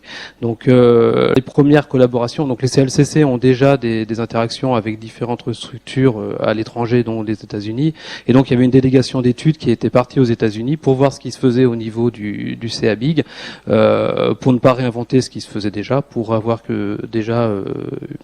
réutiliser l'expertise de ce qui avait été fait et pour pouvoir réimporter en fait le projet au niveau national. Et dans les collaborations, donc il y a eu cet objectif de rapprochement avec les États-Unis. Il y en a eu également au niveau européen. On a rencontré également l'université d'Amsterdam qui était en train de développer quelque chose également avec d'autres outils, toujours avec ce même objectif, c'est réutiliser l'expertise des autres pays pour pouvoir développer des projets en commun. L'outil est un objectif de développement de la recherche par la suite. Un petit hashtag bonne pratique sur cette idée d'aller voir à l'étranger ce qui se fait et de capitaliser sur des expériences ailleurs. Alors ensuite, vous avez donc mis en place ça en France. Alors c'est un projet quand même ambitieux parce que on est sur des aspects technologiques, mais c'est aussi un outil qui doit à terme être utilisé par des équipes de recherche, par des professionnels de soins. Comment vous avez fait pour avancer sur ces deux niveaux de façon coordonnée ? Alors, dès le départ, il a été en discutant et à la fois avec les futurs utilisateurs et à la fois avec ceux qui allaient être chargés de développer l'outil, de mettre en place l'outil au niveau des systèmes informatiques hospitaliers, il était clair que c'était pas ou les médecins ou les informaticiens seuls qui pouvaient développer l'outil. Donc systématiquement a été développé un binôme, a été mis en place un binôme qui a été à la fois utilisateur et ceux qui ont le savoir technique qui a été à l'origine du succès en fait du projet. Partout où ce binôme a été mis en place, on était à l'origine du succès du projet. Et l'outil a été développé à chaque fois par ce binôme. Et au niveau du GCS Unicancer, donc qui a ses bureaux à Paris, on a fait exactement la même approche, c'est-à-dire que le DSI du GCS Unicancer et à la fois moi de mon côté au niveau du département recherche, on a travaillé ensemble tout au long pour pouvoir coordonner en fait le développement et le déploiement de cet outil dans les centres. Et vous avez aussi travaillé avec vos partenaires industriels qui parfois étaient aux États-Unis. Justement. Voilà, exactement. Donc de la même manière, on avait un partenaire industriel principal qui était Sword, qui est une société française, qui a participé au développement de l'outil, toute la programmation, tout le développement. Et puis on a également travaillé avec Intel, qui nous a aidé à optimiser tout ce qui était plateforme et avec des équipes qui étaient à l'étranger, aux États-Unis, en Angleterre. Et là, dans ce cadre-là, effectivement, c'est à nouveau GCS Unicancer qui coordonnait le dialogue entre ces équipes internationales aux équipes françaises, avec pour objectif de toujours avoir un outil qui réponde au mieux à l'objectif qu'on lui avait fixé. Il ne fallait pas qu'il y ait de dérive par rapport à l'outil. C'est vraiment de la gestion de projets multi-territoires et multi-compétences, professionnels de santé, IT. Exactement. Alors, vous êtes là aujourd'hui aussi pour nous expliquer un peu comment cet outil peut évoluer. Et justement, on est parti de l'international, on a développé ça en France, et maintenant on commence déjà à anticiper la possibilité que cet outil s'ouvre pour des échanges avec des bases de données à l'international. Voilà, tout à fait. Aujourd'hui, donc l'outil est installé déjà dans 4 centres, qui étaient les 4 centres pilotes qui ont participé au développement de l'outil. On a 4 nouveaux centres qui sont en train d'installer, et puis comme ça, ce déploiement va se faire au niveau de l'ensemble des CLCC, avec un objectif effectivement de développer. L'objectif initial, c'était d'un côté développer la recherche, favoriser la recherche, accélérer la recherche, et d'un autre côté participer au déploiement de ce qu'on appelle la médecine 4P, la médecine personnalisée, prédictive, pronostique, participative. Au niveau des établissements et à l'extérieur. Et donc oui, à partir du moment où on a structuré de la donnée avec un outil comme Consort, maintenant on va pouvoir s'interconnecter avec des outils, d'autres bases de données, deux outils au niveau international. Et donc ça fait partie des développements qui vont être mis en place. Après des développements, il y en a plein. Et pour ça, j'insiste, parce que c'est souvent un obstacle quand il est mal anticipé, et donc on peut en déduire une bonne pratique, c'est qu'il faut réfléchir tout de suite standard interopérabilité. Quand on parle en plus sur des systèmes internationaux qui ne fonctionnent pas forcément avec les mêmes normes. Exactement, en fait c'est ça. C'est-à-dire que l'outil, là maintenant qu'on a quelque chose qui est structuré, l'outil maintenant doit être interopérable, et toujours au développement de l'outil en fonction du besoin, et donc de ce fait, on commence déjà à cibler le besoin d'interopérabilité au niveau international, enfin avec des systèmes autres et au niveau international en particulier. À avoir en tête aujourd'hui pour d'autres projets qui pourraient aujourd'hui se connecter à d'autres systèmes, bases de données à l'international. On garde ça dans l'échantillon de nos bonnes pratiques du jour. Et oui, tout à fait. C'est un projet qui est riche. On avait noté, si je résume en conclusion, vraiment plusieurs niveaux de coopération. On avait parlé en initialisation du projet, cette coopération entre les métiers, cette coopération entre la France et les USA, cette inspiration des autres pays auxquels vous avez été vigilants. Et puis, il y a la coopération interrégionale qui est en train de prendre au niveau des bases de données en France, et puis cette coopération sans frontières qui pourra naître, qui est en projet. Et donc voilà, c'était vraiment plusieurs niveaux de coopération. C'était ça qui faisait le lien parfaitement logique du coup avec la session. Merci.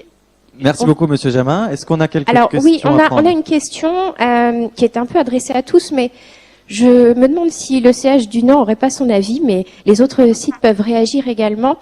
On a quelqu'un de Belgique, la province de Namur, qui est sur le site de Paris et qui demande ceci. Dans le cadre d'un projet franco-belge, Belgique Pilote, France Copil, qui s'appelle Health Home Care, comment se passe l'hébergement et le transfert de données médicales d'un pays à l'autre? Alors DMP France, DMO en Belgique, dossier médical global d'un point de vue juridique, d'un point de vue de la protection des données, d'un point de vue de l'éthique, faut-il des autorisations françaises spécifiques? Alors, à moins que quelqu'un dans la salle puisse répondre ou dans les salles puisse répondre spécifiquement sur la Belgique, on peut au moins voir comment vous avez fait sur ces questions-là. Vous y avez partiellement répondu, mais voilà, peut-être vous avez un conseil à donner, une bonne pratique. Oui, écoutez, avec le Canada, effectivement, ça pose c'est une problématique qui est en train de se finaliser. On a demandé à la DGOS de nous aider dans cette problématique. Il y a effectivement des problèmes de sécurité de serveurs, mais tout ça est en train de se régler. Alors, je suis pas tout à fait le concepteur, et celui qui est concepteur est actuellement au Canada pour finaliser tout ça, donc je ne sais pas exactement où est-ce qu'il en est dans cette réflexion finale. Voilà, c'est une question je crois que ça avance. Spécifique. Ouais. Il y a plusieurs questions et ça va me permettre aussi de conclure. Je sais que c'est parfois un peu frustrant parce qu'on a beaucoup d'exemples, de projets. Il y a beaucoup de personnes à qui on veut donner la parole parce qu'il y a vraiment beaucoup de choses qui se passent à l'international et en Outre-mer. Je vais répondre tout de suite à une question, double question qui a été posée sur existe-t-il une liste des projets e-santé pour pouvoir les contacter? Alors là, je vous renvoie évidemment au site du CATEL où vous allez retrouver l'ensemble de ce programme. Vous allez retrouver aussi des supports, des vidéos explicatives sur chacun de ces projets et aussi des liens vers des contacts éventuels. Et à nouveau, je vous invite vraiment à consulter la page CATEL Visio qui a été faite à cet effet. Elle est très très très bien faite et on y retrouve toutes les informations. Oui. Pour ce qui est des pays du Sud, il y a aussi l'Observatoire de la e-santé dans les pays du Sud auquel CATEL a aussi contribué donc aux côtés de la Fondation Pierre Fabre. On l'a évoqué tout à l'heure rapidement avec l'AFD. Et donc cet observatoire est disponible, en tout cas pour les pays du Sud. Il y a aussi, CATEL a une base de connaissances sur ce sujet, il y en a d'autres. Donc voilà, il faut aller chercher un petit peu sur Internet. N'hésitez pas à nous contacter peut-être pour qu'on puisse vous donner d'autres liens. Et donc c'est à mon tour de vous remercier. Mais et merci je vais à vous vous, laisser Raphaël. enchaîner sur cette dernière session de la journée. Oui, on va. On avait peut-être une dernière question. Ah Là-bas, je vois oui, une main oui, qui se lève. exactement. J'en Je profite. vous avais vu en plus tout à l'heure. Est-ce que vous pouvez vous rapprocher devant? Je crois que la caméra ne va pas jusqu'au fond. Après, mes collègues de la technique vont pas être contents.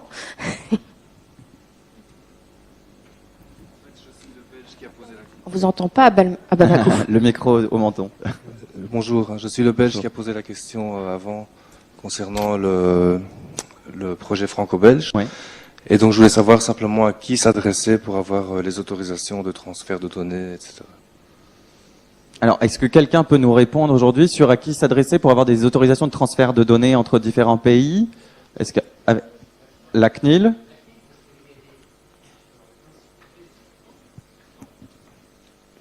Alors déjà, on a plusieurs personnes dans la salle à Paris qui ne sont pas d'accord. Donc on voit la complexité de la question. Hein. Chaque pays s'adresse à la CNIL ou l'équivalent de la CNIL dans tous les pays de l'Union européenne. Vous avez l'équivalent de la CNIL en France. Et donc tous les règlements maintenant de protection des données sont soumis à des lois qui ont été standardisées dans l'Union européenne. Donc en fait, vous appliquez les mêmes lois dans les différents pays et les règlements de protection des données sont applicables. Et donc, vous vous adressez à l'équivalent de votre CNIL dans votre pays qui vous dira comment faire. Et on a une interopérabilité, une circulation des données qui est autorisée en Europe. Voilà. Et sur ce sujet, je rappelle aussi que du coup, l'ensemble de ces CNIL ou équivalents en Europe forment le G29 et qu'en ce moment, il y a des gros projets avec, vous n'êtes pas sans le savoir, l'entrée en vigueur du règlement européen de protection des données en mai 2018. Donc à suivre de très près les travaux de ces différentes CNIL et de ces différentes instances au niveau européen en ce qui concerne en tout cas les transferts de données entre pays. Voilà, on va être obligé de passer à la session suivante. Merci à tous. Merci à vous.